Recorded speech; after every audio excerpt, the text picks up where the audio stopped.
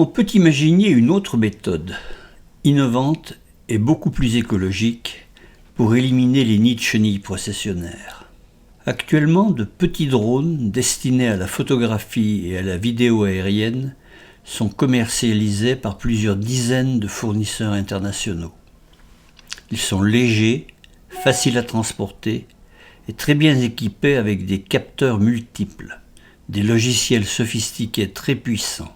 Ils sont capables de maintenir un vol stationnaire stable avec précision en position, cap et altitude. Grâce à leurs capteurs, ils détectent les obstacles et leur logiciel leur permet de les contourner automatiquement. Leur pilotage manuel en vision directe ou à travers un casque de réalité virtuelle est classique. Sur une tablette associée, des applications spécifiques affichent en temps réel ce que voit la caméra frontale du drone. Mais bien mieux, leur logiciel leur permet d'assigner au drone des missions préprogrammées complexes qu'il exécutera seul automatiquement.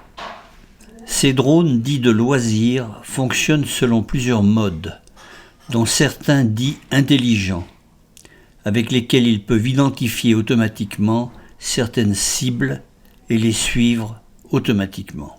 Les plus évolués disposent d'un SDK, System Developer Kit, permettant d'ajouter des fonctions supplémentaires paramétrables, d'utiliser autrement les modules logiciels déjà disponibles, de communiquer avec une application de navigation et même de communiquer simplement avec l'extérieur en fermant par exemple un contact électrique accessible.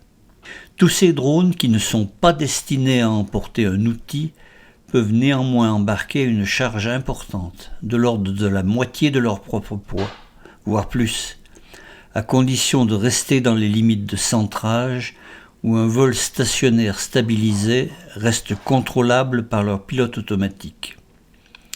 Cela implique une répartition correcte de la charge embarquée et une réserve de puissance des moteurs suffisante pour corriger immédiatement et automatiquement tout embardé d'assiettes ou de roulis, générant des moments d'inertie plus importants avec une masse à équilibrer excentrée plus lourde.